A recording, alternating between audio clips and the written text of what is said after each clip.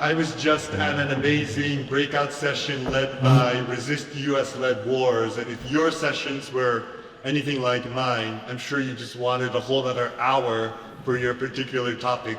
But thanks for coming back, because we have another excellent panel lined up for this next segment of our program.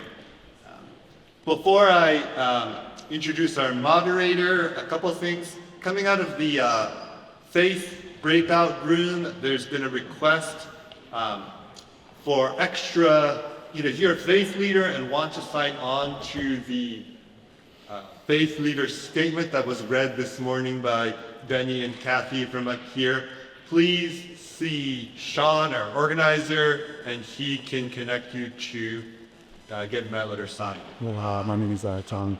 In your name, in your congregation, whatever your faith community is. Nuclear weapons and their production have devastated communities across the Pacific Northwest. I think we have a tendency to imagine nuclear weapons, and you think of Hiroshima and you think of Nagasaki. But when you look at the whole life cycle of a nuclear weapon, it starts way before that, and the effects linger. If you're interested in kind of delving more into this, I want to give a plug for Leonard's comic book that's out there that Ground Zero is selling. I think it's $8 a copy, something like that. It was a great primer on what's happening in the Pacific Northwest as well. And so with that, I'd like to invite up our moderator for this panel, Robin Arun. Please come on up. Give a round of applause. Hello, everybody. Again, my name is Robin Arun, and I'm here. I'm a nurse, longtime nurse professor, teach at CLUM just across the street. And more than that, though, I'm coming here as a Marshallese person. I'm Marshallese on my father's side. So I'm very happy to be here, how that really is very important to you. Today, we're going to talk to a panel of people who have come from affected communities, and we might think that affected communities are from the past and far away. They're not, and we're going to learn that in just a few short moments. I would like to introduce from the end Jim Thomas, who is from a Hanford Downwinder, and in a moment I'm going to ask them to introduce themselves. Brenda Callife, who is my cousin, not a troublemaker. And then we have Johnny Buck, who's wonderful. And we have... Can you speak closer to the microphone, please? Oh, sure. Can you hear me better? Yeah. Much better. Okay, so did you hear what I said? Okay, not really? Okay, we have Jim Thomas on the end, who's a Hanford Downwinder, and then we have Johnny Buck, and in the middle is Brenda Callick, my cousin, also troublemaker, and we have Trina Sherwood right here.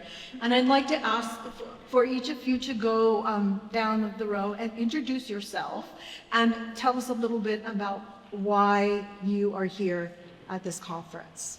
And we can start with you, Jim. Good afternoon.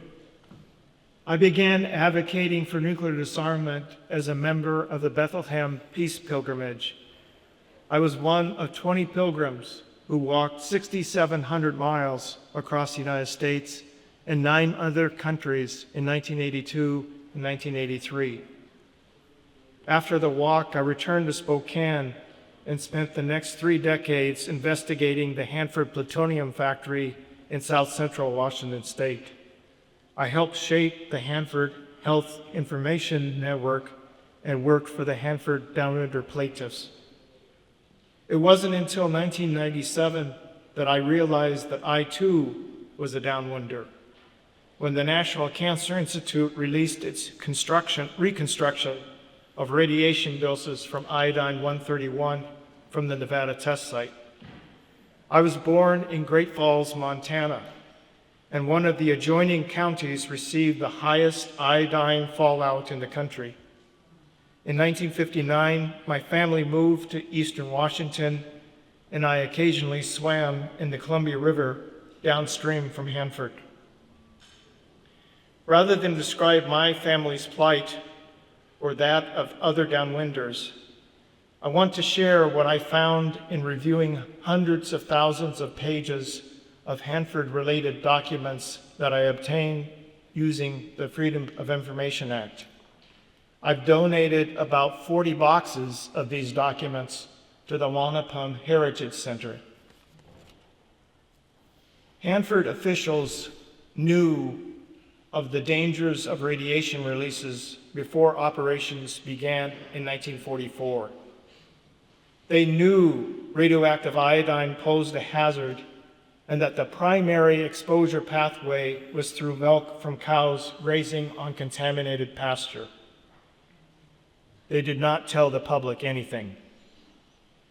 Hanford officials knew how to reduce the public's exposure to radioactive iodine as early as 1943. They knew that encouraging the use of iodized salt would have significantly reduced the public's exposure to radioactive iodine. But they chose to keep this information to themselves. In 1954, Hanford's chief health protection official, Herbert Parker, recommended a ban on public fishing in the Columbia River, all the way from Priest Rapids Dam to McNary Dam. This recommendation was anticipated as anticipation of the higher reactor power levels that occurred during the late 1950s and 1960s as Hanford dramatically increased the production of plutonium.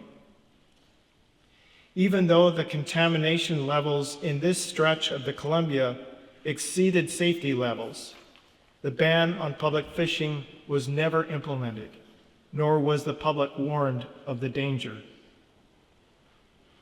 Time after time, Hanford chose to hide behind its iron curtain of secrecy until 1986, when Northwest citizens and tribes demanded an accounting. The first batch of 19,000 pages of declassified reports revealed alarmingly large radiation releases to the air, especially during the first 10 years of operation. To this day, most of the 2 million people who were exposed to Hanford's radioactive releases have not received any monetary compensation. Some of those who sued the Hanford contractors did receive modest amounts, but for most of these, it didn't even cover their medical expenses. For the downwinders still alive, there is resignation, anger, and bitterness. Their own government betrayed them, and it has not even apologized. Had Hanford officials revealed the huge radiation releases even 10 years earlier, the downwinders could have sought medical treatment earlier, adding years to their lives, instead of suffering premature deaths. Thank you. Brenda? First of all, Yahweh, everyone. That is a greeting from the Marshall Island. I really don't know who's the troublemaker, because I walked in this morning and she said, "You're on." And I'm like, what? So right now I am so nervous, but as a Marshallese, I'm so blessed and I'm so honored to be here in this panel, even if it's the last minute, but because I know some people, they don't know about the Marshall Island and what the military did to the Marshallese when they said, for the mankind. So that's why I want to be here. I've been here in Washington State since '98, and our people there, they've been coming to United States, especially Washington State, because our island is one of the places is high rate in cancer. So we come here to seek help, to help us with the cancer that we have. I know my cousin Robin will say more detail on her way of life, but even if we are access for Medicaid, we are still don't get the health coverage that we have. We can because with our language it's really small and we barely have any translators, so there are times that that's one barrier that we cannot get our primary doctor.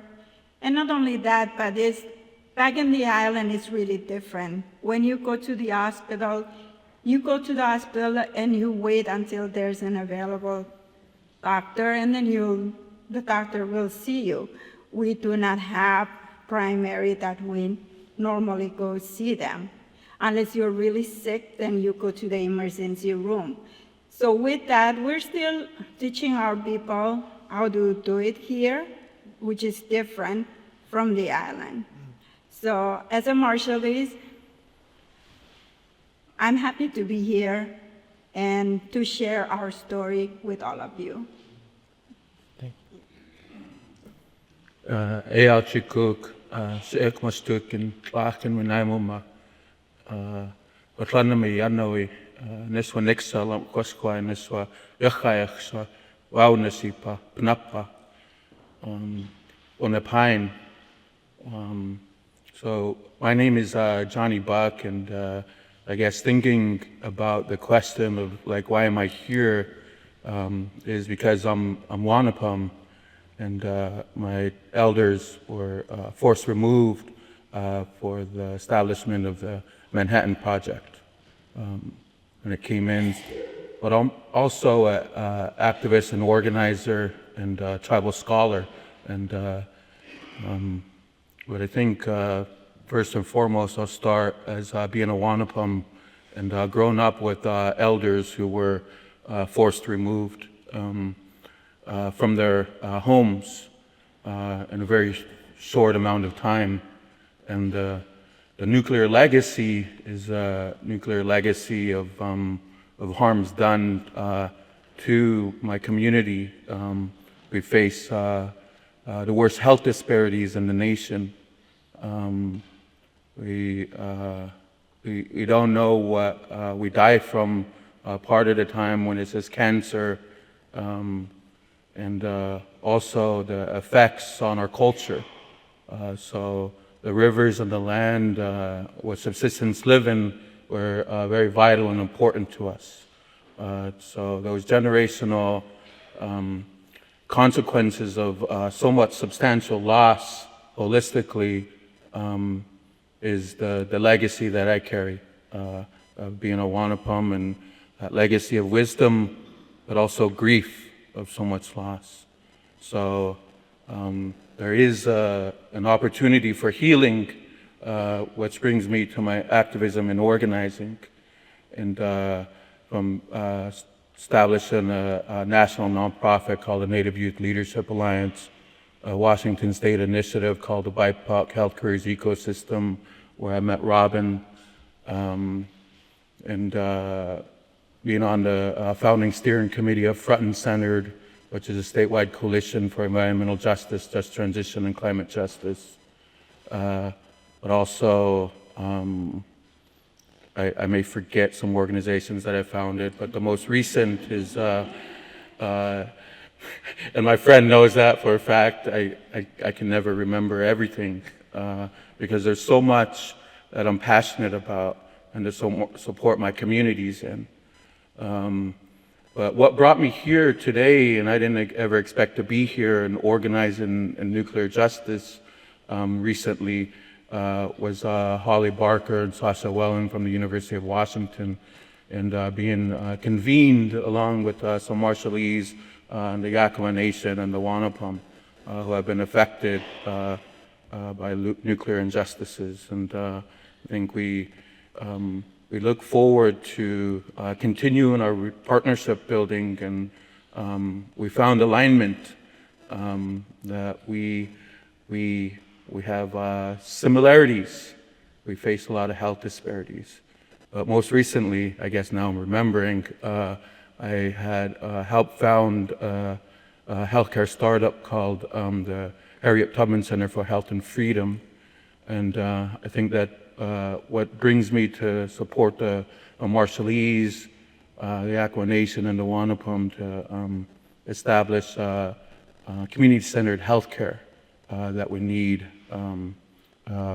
facing a lot of these health disparities. Neil Pachwai, Big Day, Wanikshash Twesiklai. My name is Twesiklai Wanikshash. Shiapotimki Wanik, Trina Sherwood, Washnash Wakto Knik, Washnash Yakmasa, Kmilpasa, Ku Wanapam Hu Waska.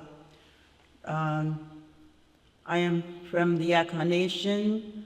I work for the Environmental Restoration Waste Management Program that was founded by the late Russell Kiop Jim.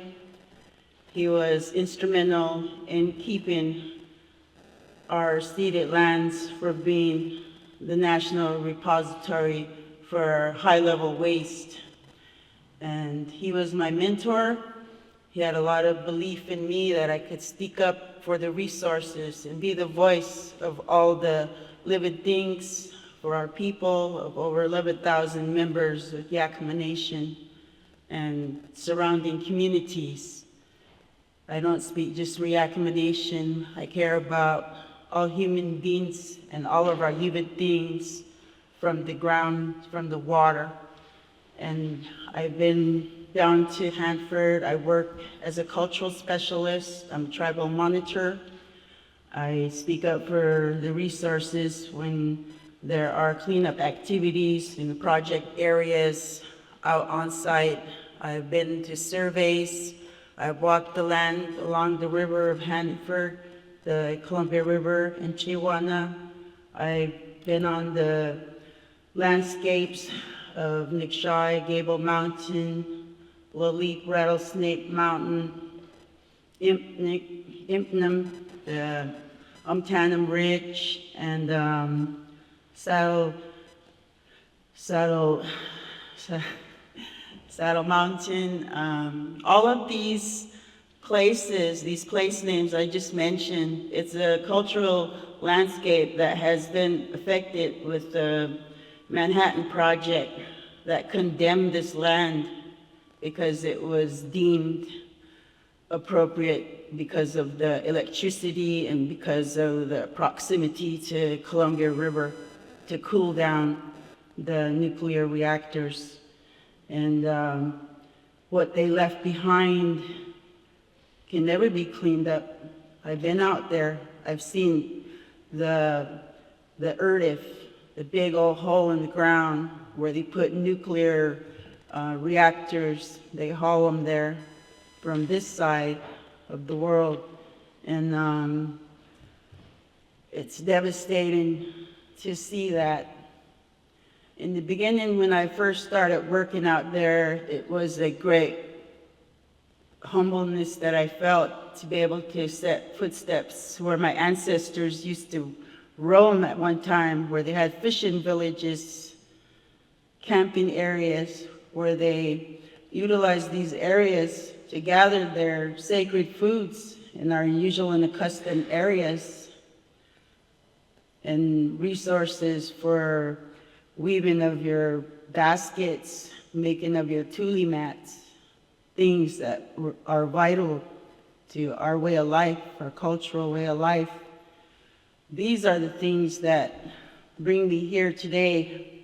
I like to speak for the cultural resources that are being harmed, that the animals are out there, the ones that I've seen, the elk, the deer, the eagles, porcupines, all the other birds, the fish. And we have to be the voice. We are the stewards. It's been instilled in us from generations, from our loved ones past. It was given to us, our voices, from the salmon. The salmon came forward and gave its voice to us humans to speak up for it.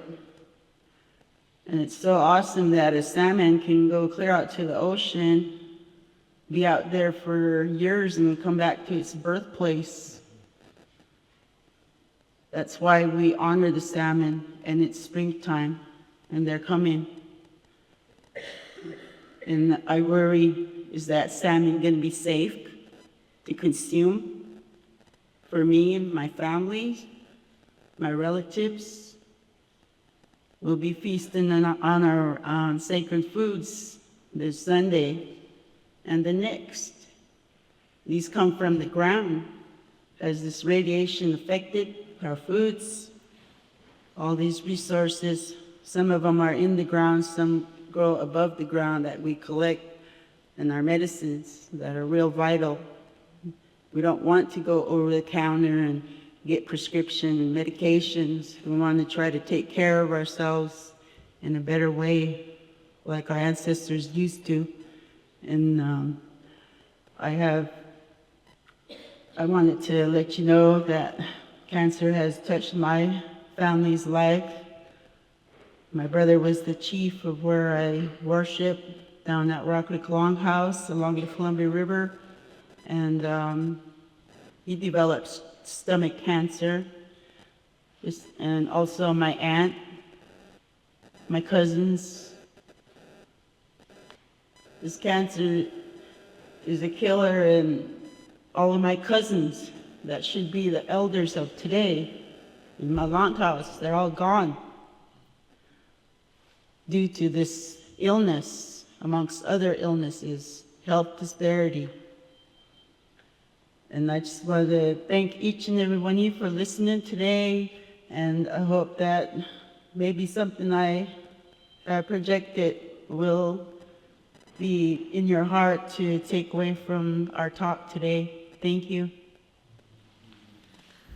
Thank you so much.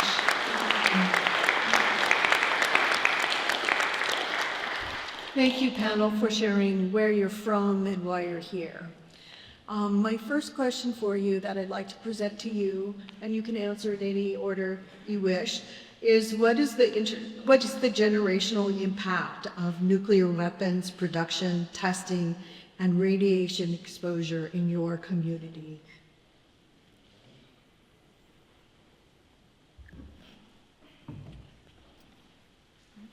I'll just share a bit of one moment's experience. Was a friend of mine who was at Hanford Dalwinder. Her name was Judith Georgie, and she's shared this in public, so I'm not divulging anything that she's not willing to tell others. We talk about generational. She grew up near Hanford, was exposed to iodine-131. It impacted her thyroid, and her thyroid had basically stopped functioning, very low activity. And because it's part of the body's system of regulating hormones, it was impossible for her to conceive. And it was deeply troubling to her until she met somebody in the late 80s and found out about Hanford's radiation releases of iodine. And she went to see a doctor, and she was told, you know, your thyroid's not functioning. And she asked, is that why I haven't been able to have children? And by that time, she was in her early 40s. And so even though she got treatment for the low thyroid, it was past her time. She couldn't. So there's a generation that didn't, for that family, that didn't happen because of hand-free. It's not just birth defects that are passed on, but it's also the loss of fertility. Thank you, Joe. Can you hear me? Yeah. Okay. I would like to stress that due to being evicted from the ceded lands, there have been the loss of intergenerational knowledge between grandparents and grandchildren out on the landscape. The areas that I spoke of before, the gathering areas, were some of the first gathering areas throughout are usually the custom areas where they were ready first. And so we're not allowed to go there and have that very first initial feast at the usual time we should have.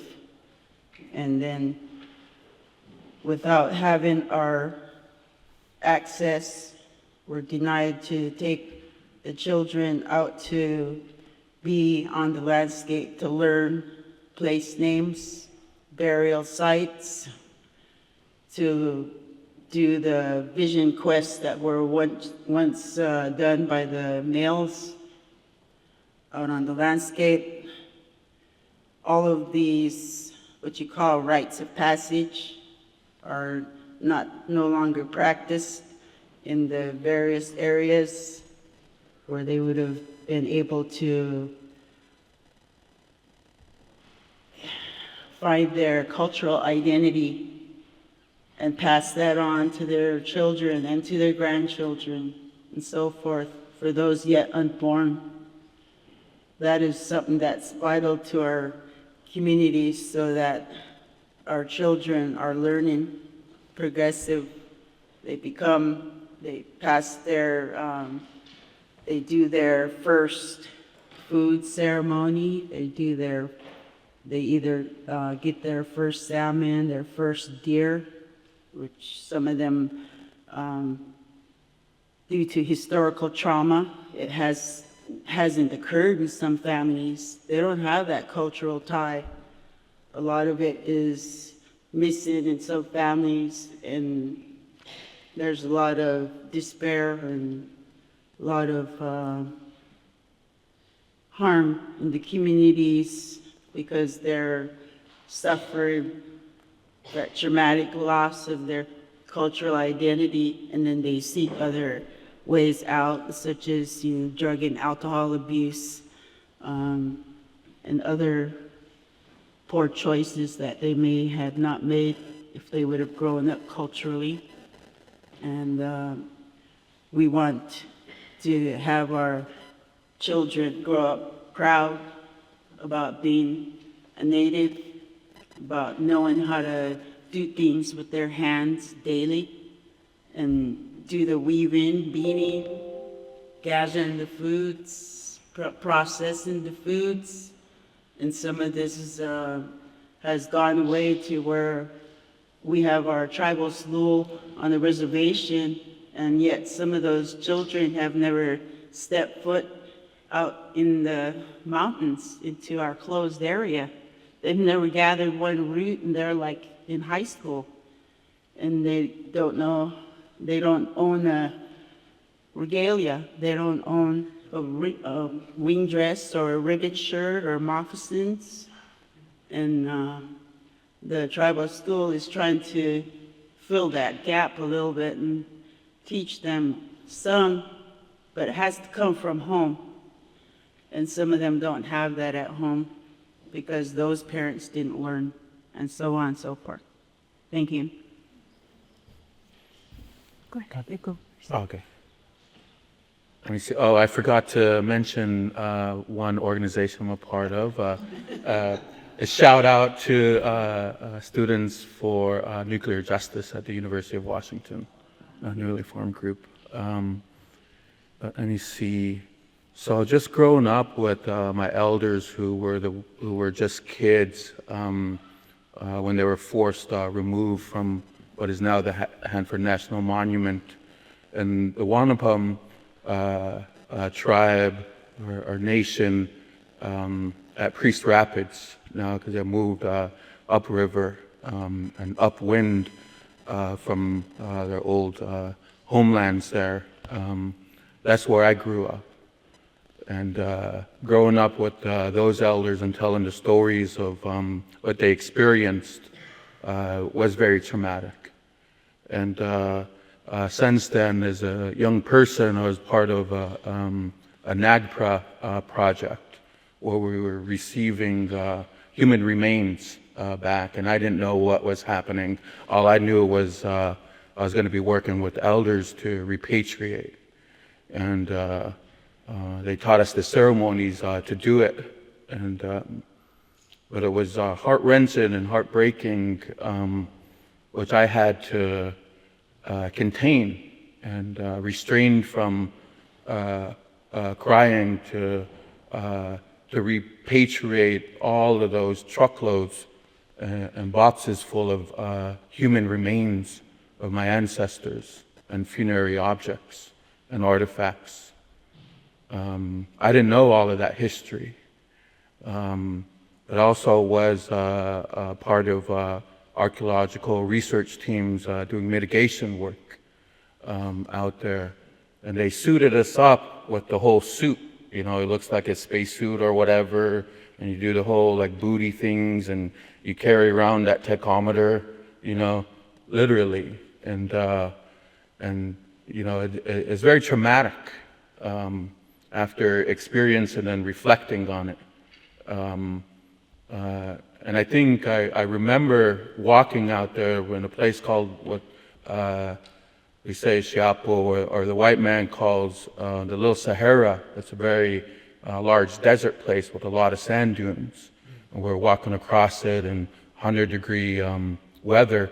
We could only go up to 102 before we'd quit working. And we'd walk about 15 miles a day, just archaeological surface survey. But I remember there was a point where I got instant nausea. So I think I was exposed to something. I was very sensitive. But just looking back, there was a lot of grief, and that grief led to these symptoms of poverty, with loss of homes, loss of knowledge, loss of food systems and security, which led to alcoholism within my family, and the effects of that over the generations, because I mean, they were just kids, you know. But what I admire is that, like, how, despite being unfairly recognized, despite like all of the genocidal acts, all of the colonization impacts, like, I thought about, like, how do I know my language? You know, it's something they protected and kept. How do I know my culture? How do I know my ceremonies, the sacred ceremonies of Smukhala? How do I know these places, the White Bluffs, these powerful places, those sand dunes, all the powers that come from the medicine people and the medicine singers and the dancers? You know, they kept that despite us being in diaspora and forcefully removed from those areas. So I think it's powerful. And despite there being a lot of trauma and generational trauma, I think there's a lot of generational resilience also. So I think that's an important aspect to look at. Otherwise, I probably wouldn't be here talking to you all. Okay. Like I said, I'm not an expert in any level, but I'm from the Marshall Islands. So, what's the effect of this? Just like them, we're also losing our language and our culture. And of course, we have to move to United States or other countries. And this is where our children and our grandchildren, they don't have that right of being a Marshallese because they don't have that connection, and they didn't grow up in the island, and they lost that knowledge, just like them. They lost that knowledge of making their own food, building their own houses. And back in the days when I was young, I used to remember my grandmother and my mom talking about how back in the days, all the family, they get together. If they're going to build a house, they all get together and use their own tools to build the houses from the tree, from the pandanus that we have. And they eat together. They all good on the mat. We have a Marshallese mat that they made from the coconut tree. So they'll put it on the ground and everybody sit around it and eat. We do not have that nowadays. We live like an American. We stay in the four walls and we don't reach out to our other families and eat together like we used to. So that connection we also lost because we had to move from our islands. And when I moved back 2010, life was really different. The food that we're eating is the one that they imported. So many families, they rely on canned meat, which is really high processed food that they're salty and all that. So that's why our diabetes is really high. So it's not only diabetes and cancer that is killing us, but our way of life is also dying. And if you don't know about the Marshall Islands, our population is less than 50,000. So it's not going to take long for us to wipe out. So that's the effect for us, the Marshalleses. So although I said that my cousin Brenda was a troublemaker, she's also an interpreter and an expert on COFA insurance and an incredible community leader. Thank you. My next question is, what are the environmental impacts of nuclear weapons at the places you grew up and or your own lands?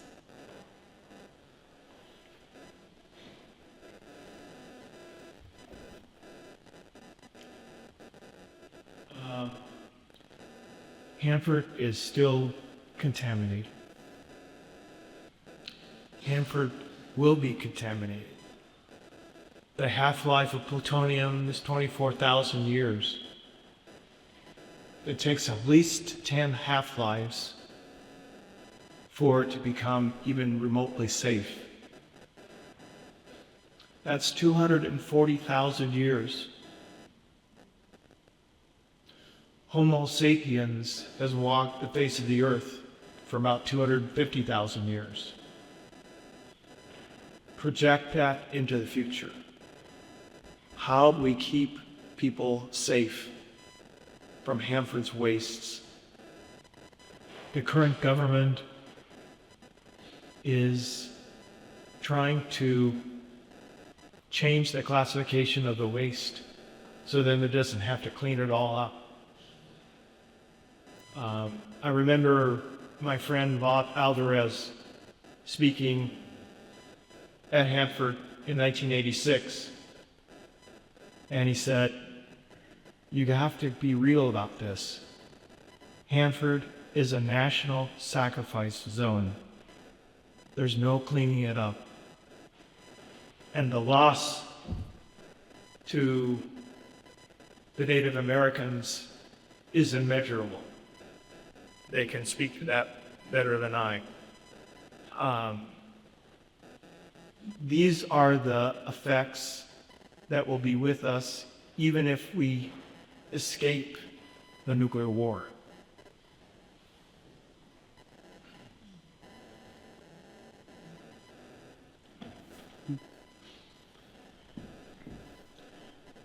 As I have set foot out on Hanford site, and you can enjoy walking along the shore.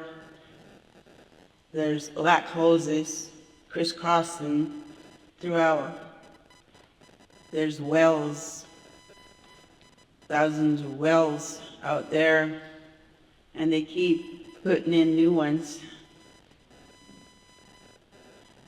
Big cement and structures pushed deep within Mother Earth again and again. They say these wells are supposed to monitor the groundwater, help trying to keep that in check. Yet the groundwater, there's a plume out there. I've seen the photos, and it changes. It doesn't stay the same.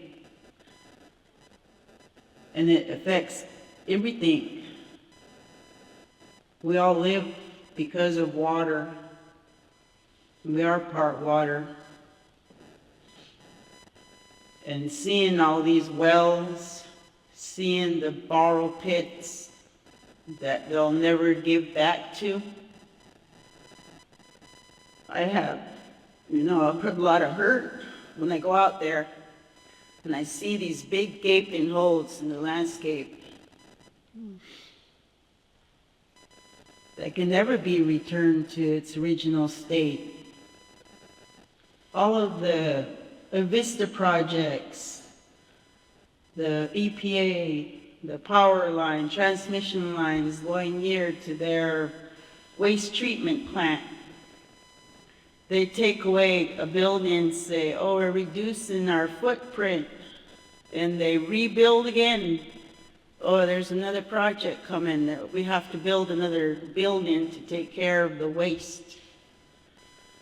And now there's more news about other leakage from a building that's close to the river. For the future of our humankind, how is this going to affect the future? Not just humans, all animals, the birds. I believe it seeps down to the bottom of the river. Bond meters eat that. Salmon, the plankton goes from fish, the eagles pick them up. It spreads them on to the other animal life because we're circle of life. And when I think about those types of things, our people have to lose the most because we have loved ones that we didn't get to know. Our ancestors are buried there. We want to take care of them and keep them safe. We have these reactors all cocooned up and down the river. In perpetuity, they're going to be there. That radioactive waste is not going to go away just because they cocooned it. And I have been to the top of Umtanen Ridge to help the rare care of UW to look for the plant, the Umtanen desert buckwheat, which is endangered species. I help them to find those seedlings that are suffering, the plants we were monitoring, I believe they all perished. It was a hot summer and it was a hot trek from the bottom, from the road, with about a 5-mile hike up and down. And my coworkers have participated and tried to do some replanting of the Umtanum.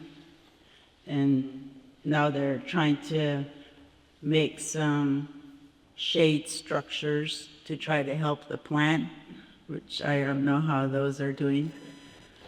We have the white bluffs of bladderpod, another endangered cultural plant that only grows right there at White Bluffs.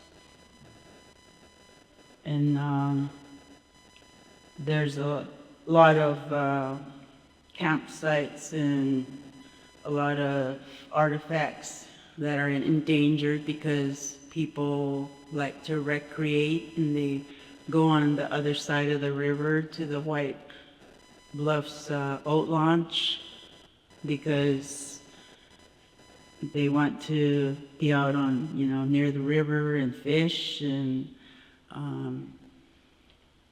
that's how people are made, want to spend their time out in nature to get away from it all, from work life. But when we go out to do our outings, we're out there to connect to the land. That's our life, is by putting our hands in the dirt. We dig up our foods. We're dermal people. We put our hands on plants. And being along the river, I haven't fished for quite a few years, but I used to pull the gill nets. So I've handled salmon. And it was quite an experience being out there on whitecaps and the boat rocking around. But this is the way our fishermen have to collect their fish now after Celilo was taken away. And that's a whole nother story. Thank you. But I can see, I would like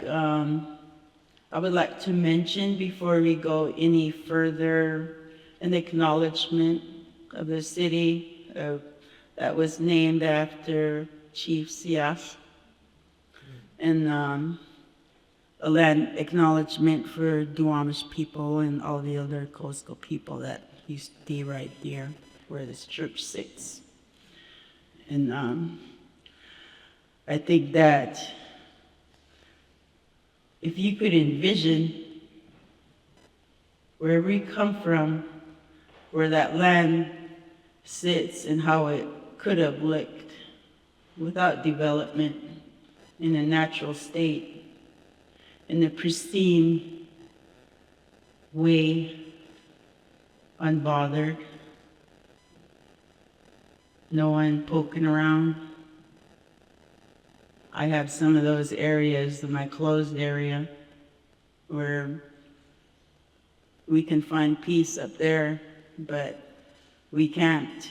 And I hope you find a space of your own to find peace and serenity, because it sure is difficult when you want to go up to a sacred site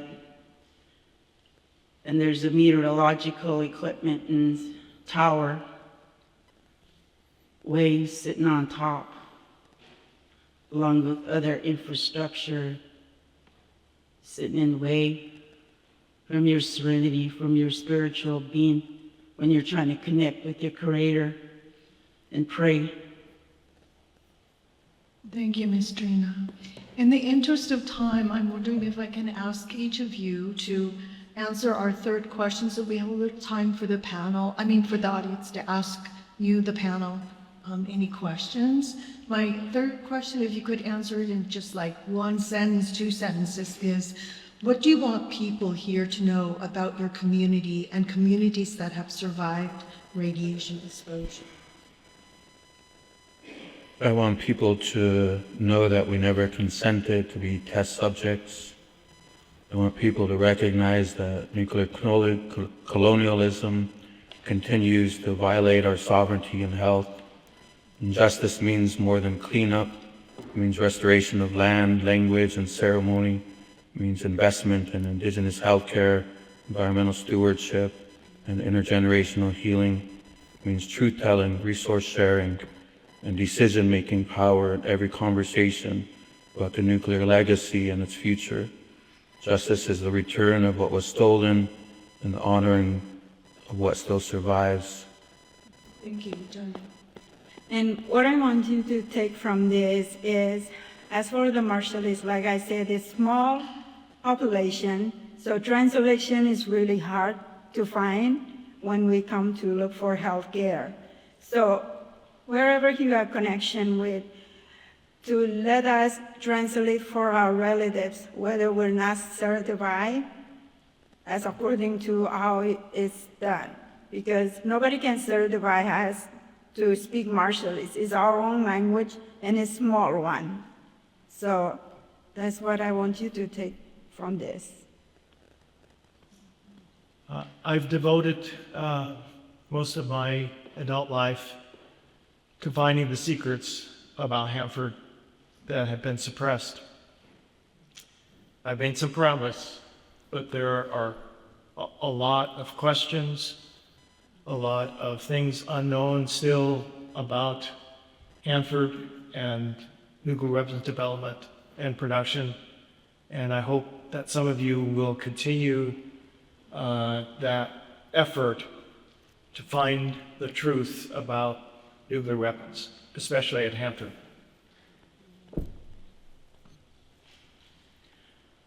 When I was growing up in the Yakima Valley, I knew nothing of Hanford. It was not taught in our schools. We did not know there was a nuclear reservation nearby. And I think it was just by chance that I got to become a staff assistant to Adwai Russell Jim. And sometimes it just takes that one person to put a light bulb on in you that kind of sparked the interest in his belief in me to be able to come to an event such as this, and I'm honored to be invited here and pursue to be the voice. I don't have a formal education, but in our native way of life, I'm a longhouse member, server, food gatherer. This is my daughter over here, Tamisa, and she's going to graduate this year, and I'd like our community to educate our youth with STEM, to have them involved in environmental issues at a young age. That way, they know what's happening around in the world right where they're living, because that's important, because I didn't know that our water was that bad. But once I started working where I am, and I heard this before, that Russell would put a glass of water on the table and ask people if they wanted a drink, if they knew it came from Hanford. So with that, I think that would be something good for you to take away from here today. But it takes learning, self-teaching. That's what I do with myself. I read a lot. I get on the internet. I'm not that tech savvy, but the smartphones are sometimes smarter than you. But yeah, it's going to take the youth, the next generations, to learn about all of these issues, about the different communities that have been affected. And I plan to learn more about your people, Marshall East, and hope everybody has a safe trip home and you find your home the way you left it. Thank you. Yeah. So we've heard from our panel. I was listening, and there's several themes that came up. I heard things about our youth, behavioral concerns, epistemic injustice, forced relocation, health inequities, silencing and erasure, cultural loss. I heard loss of fertility, loss of land, right? I heard loss of the college. I heard a lot about trauma and grief and the effects of that. And I'm grateful to all four of you for coming up and teaching us about your lives and what radiation exposure has done in your communities. I'd like to give a big round of applause to you.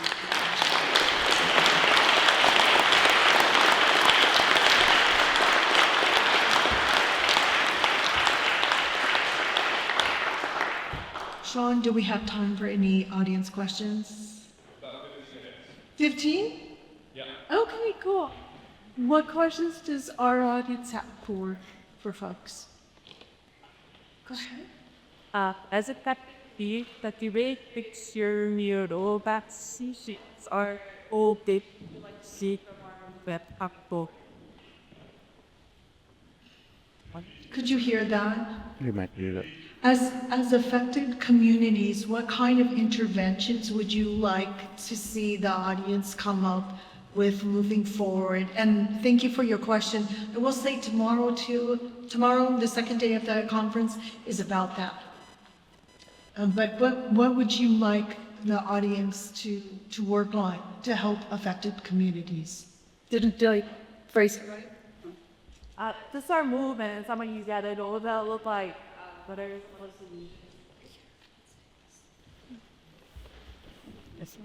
I think one of those points would be to demand a full accounting from the government. There are still secrets being held, and there's no reason after 80 years that there should be any secrets.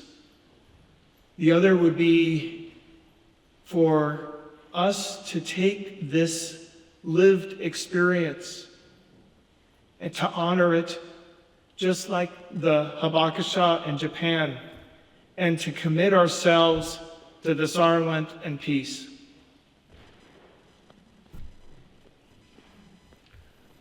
Yeah, I think there's a lot of unethical things that had happened, and a lot of those truths are still silenced. So I think as a coalition or movements coming together, is just really continuing to campaign those messages of truth and exactly what had happened. And I think there's a lot of samples, even at the University of Washington, who partnered with the U.S. government and developed the radioactive ecology team. And there's a whole repository of samples that have never been independently evaluated beyond those original scientists. So there's still stories that are untold, and we need support to tell those stories. We need scholars. And it's becoming much more apparent to me that we have a lot of alignment, especially with policy. So it's supporting on the federal and state policy levels and continued direct action. I think everything that Johnny has been involved with is a great start by putting together these different organizations, and especially the young people, to stand up for their rights, to be involved in, it starts with having to be leaders of youth councils, be leaders of climate environmental group, and being able to learn how to speak in public. And you know, it always terrified me to be able to speak in public, but here I am today. So I would like to encourage the youth to have that option to voice their opinions more.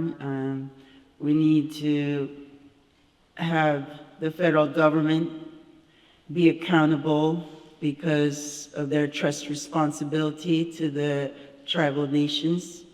And they should be providing the education for our youth to further study the environmental impacts to their nations. And we have a youth group that will be going out the end of May, part of our Hanford Journey, which is part of our work to educate our youth. I never had that growing up, and that's how I never knew. And so it's good that we're getting our youth out there to Hanford for a tour. And then later on in the summer, another part of the journey is we're going to have older, young people. The older group will be out there, college level, and they will be, actually, I think they're going to be doing a boat tour, and that's how we're starting to educate our tribal youth to know what's going on out there and how it looks so they can be concerned. Thank you. Any other questions? Please on to there's hurry it up until to the set us.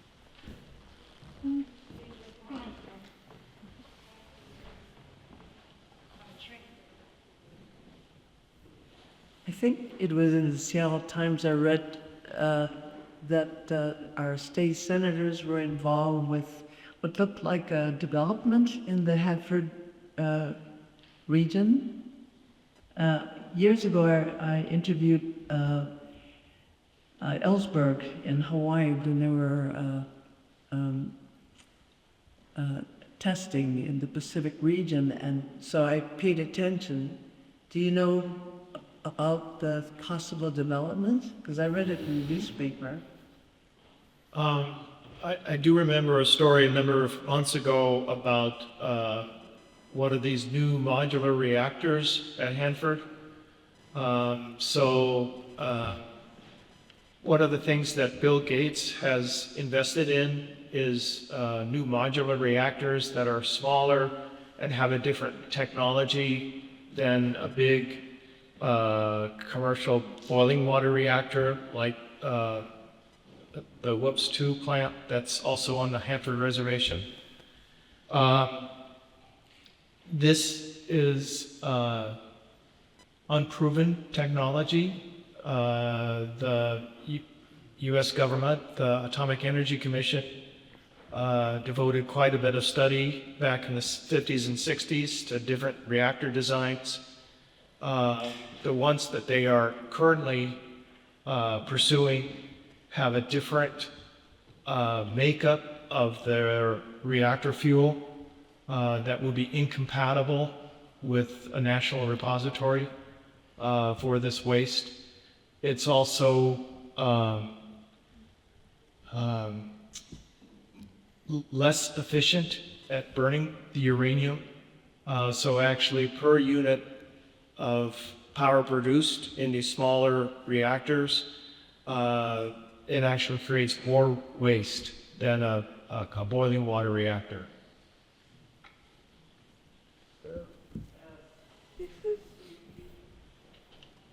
So are you talking about nuclear energy production potential? Is that what you're... Yes, that's why they're doing is for power production. But the thing is, oftentimes people consider nuclear power as to be green. But that's only if you look at the power reactor itself. Uranium ore has to be enriched, and it's a very intensive use of electricity to enrich that fuel. And then there's also, we don't have a solution, we don't have a national repository for the waste. So you have to look at the entire uranium nuclear fuel cycle, and when you do, it's not very green. Yeah, so I think there's certainly a thirst and a hunger for energy, and especially with mega corporations, tech companies, and our digital footprint gets bigger every day, and we're honestly not aware of those environmental impacts of storing an app on our phone, of having an email cloud storage, of a chat with a GPT. These require mass amounts of electricity and water. And these data centers are huge, so they invest in this type of research for nuclear as an energy source. You even look at the hydropower companies invested in this research also. There's a lot of private research, and I think, with these big lobbies, they even say hydro is green energy, but really it isn't.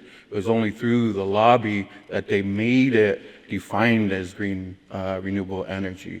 But we understand the degradation that it does to the environment. And they play with the carbon markets, to have this zero net impact. But essentially, nuclear energy still is being looked at as a sustainable energy. One thing that I thought about as I was preparing for this conference is we want to disarm the nuclear weapons, yet how would we go about it, because we have no way to dispose of the current radioactive waste as it is, not just here at Hanford, across the country, at all the other locations like Los Alamos and such. So we want the greater good for humankind. The nuclear weapon, like it was spoken of earlier, it's all a matter of one person's decision whether or not to use it. And I just hope for the best with, like, we're all thinking that we want a better world to live in. We want to have the comforts of our homes, but yet we have to give a little inch at a time of our environment. A little bit at a time goes away, like the green colonialism of energy,